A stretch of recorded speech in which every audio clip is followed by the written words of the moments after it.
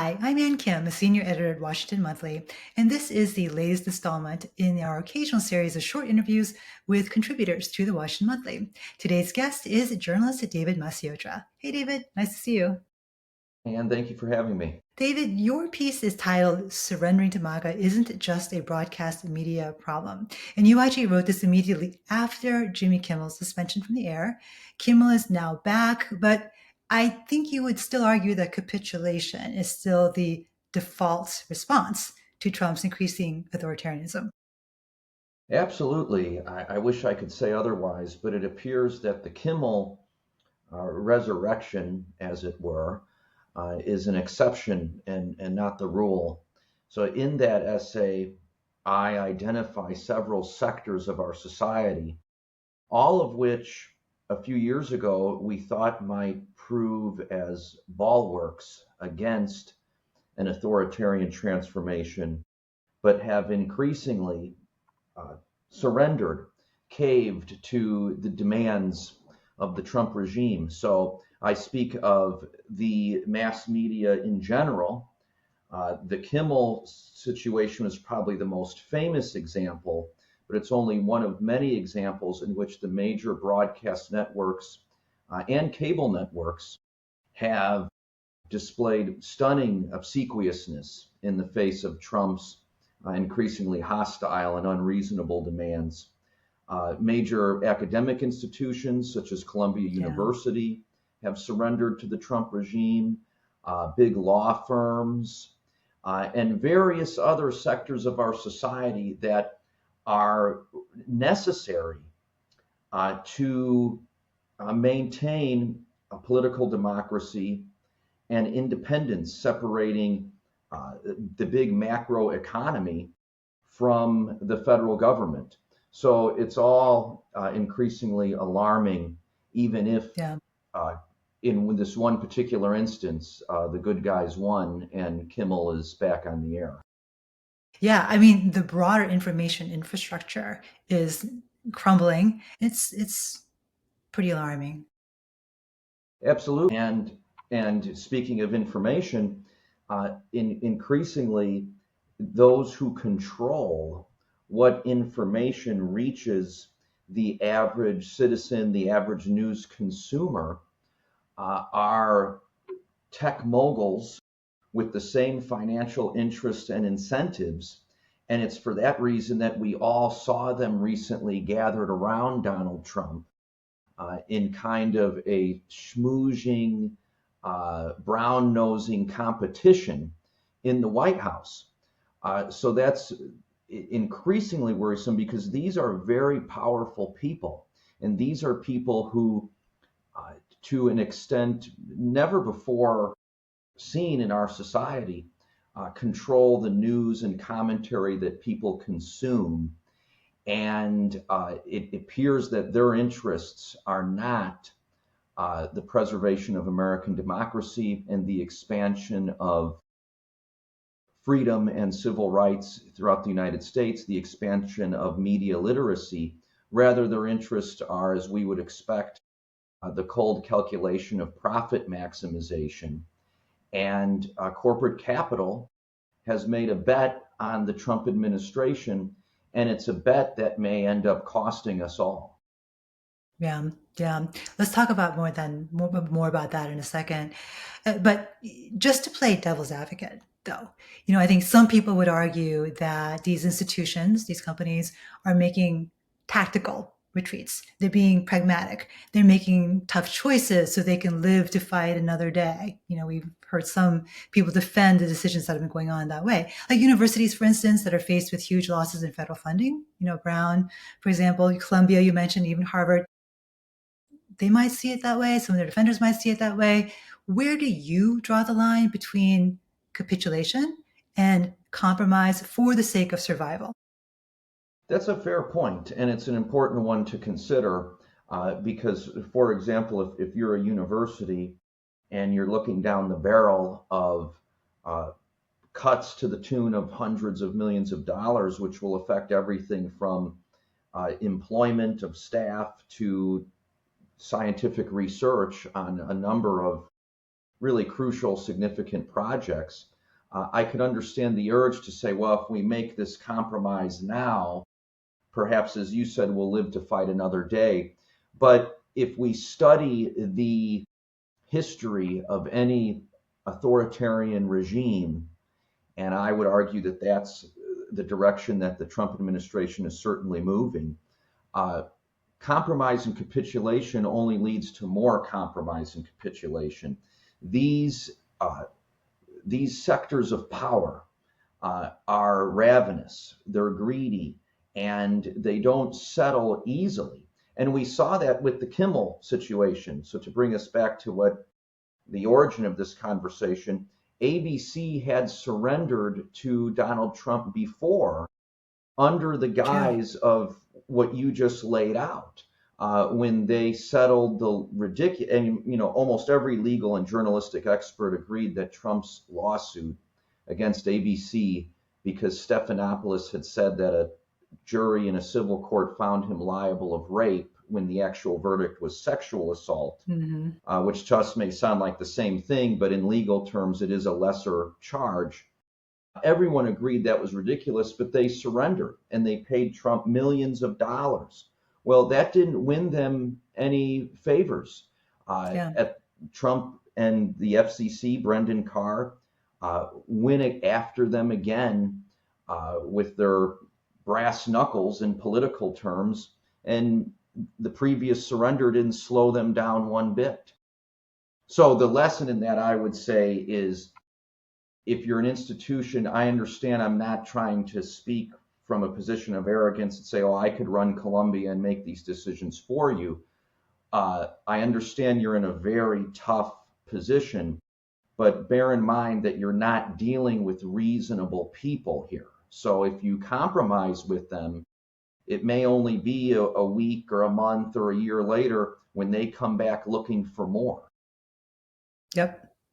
Okay, well, let's talk for just a second about the original capitulators, if that's a word, and that's Congress. The just appalling rollover of the GOP, for instance.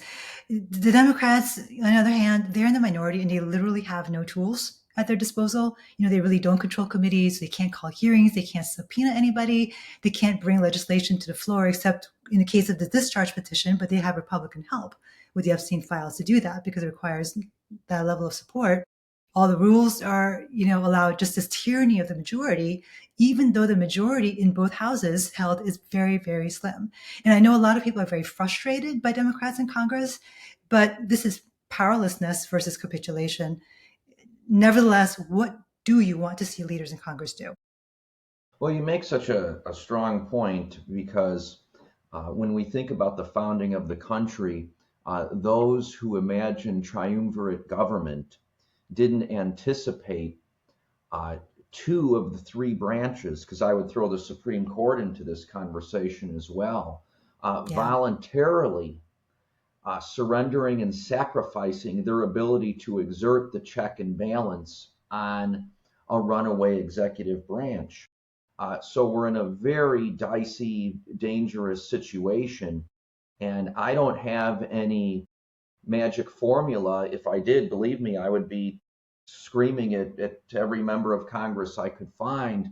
But I do think that the Democratic leadership of Congress needs to become much more rhetorically aggressive. And some of that just comes down to having a message that is uncompromising and is consistent. One of the most alarming aspects of, I would argue, Hakeem Jeffries and Chuck Schumer's leadership is how rarely we even see them. They're yeah, just not visible, they're not present. And uh, yes, right now their hands are tied by the legal constraints of our government. The Republicans won these elections, but the court of public opinion still remains open. And if you're not presenting a loud, clear, and consistent alternative, you risk losing more voter support and you risk demoralizing your base. And unfortunately, many polls and surveys indicate that that's exactly what is happening, that yeah. the Democratic base of voters want leadership who are much more willing to take the fight to Trump and his supporters in ways that are creative and in ways that are courageous. And when they're not doing it, many voters are just checking out and thinking, what's the point? Hmm. Yeah. Yeah. And I think there are probably too many Democrats who believe that just to be anti-Trump is, or letting Trump, flounder, do the terrible things he's doing is argument in and of itself to support Democrats. And we're finding out that's simply not the case either, Yeah, unfortunately. oh, I'm sorry to interrupt you. Yeah, no, go ahead, Oh, I please. was just going to say that, we're talking about media consumption earlier. The majority of Americans, even in these tumultuous times, devote very little time to the consumption of news. So anyone watching this interview, I guarantee, is a much more active consumer of news and political commentary than the average citizen. So that means the onus is even more on Democratic leadership to get the message out aggressively and loudly and consistently. And some of that is just as simple as repeating yourself. I remember Barack Obama writing in his memoir, Promised Land, that David Axelrod and other advisors told him, when you're tired of saying something, most Americans are just hearing it for the first time. So, and Republicans, they understand that. Much to our chagrin and detriment, Republicans understand that you have to just repeat something over and over and over again. And Democrats need to start making connections. For example, the reason you're paying more for various products in the grocery store is because of Trump's tariff policy and his mass deportation policy. Make that connection for voters and just hammer it home repeatedly. Yeah. Yeah. Republicans never get bored hearing themselves talk. That is for Right. sure. So you've made the argument earlier in this conversation that corporate capital, self-preservation, greed, those are the primary drivers of this phenomenon of capitulation, at least by large companies, at least, probably also big law as well. So, and then part of the reason though that Kimmel came back was that there was a little grassroots rebellion, right? People were canceling Disney subscriptions. So that tells you maybe that we can reverse the dynamic in part by harnessing their incentives in favor of democracy if citizens speak out. Like, what is it that ordinary citizens can do? Yeah, I mean, that's so important right now because there is no democracy without the demos. So I wrote a book once on Jesse Jackson. I Am Somebody: Why Jesse Jackson Matters. And Jackson always, throughout his political career, he's now retired, emphasized the power of the voter and the power of the consumer. And the power of we leverage the power of voters by showing up at the ballot box, by registering people to vote, by organizing voter turnout to the extent that it's possible. And then, as the Kimmel example demonstrates, we leverage the power of the consumer through the boycott. Another recent successful example of this is the Black church led boycott of Target in Mm-hmm. response to their elimination of DEI policies, which is another capitulation to Trump. Yeah. Yeah. And Target's numbers have plummeted uh, to the extent that the reports are that they're reevaluating their decision and they may bring some of those policies back. So even though things are very frightening right now, those of us who want to preserve the democracy, preserve the ideal of liberty and justice for all, and want to try to build upon the expansion of civil rights for women, racial minorities, LGBTQ people that took place from the 60s to the early 21st century, can band together and use our power as consumers, use our power as voters to exert pressure on our local, state, and federal officials, and to exert pressure on these companies to do the right thing and to protect our society, to defend our society, rather than uh, surrender to the likes of Donald Trump. Well, David, thank you so much. Thank you very much. Looking forward to talking to you again. Take care. Likewise.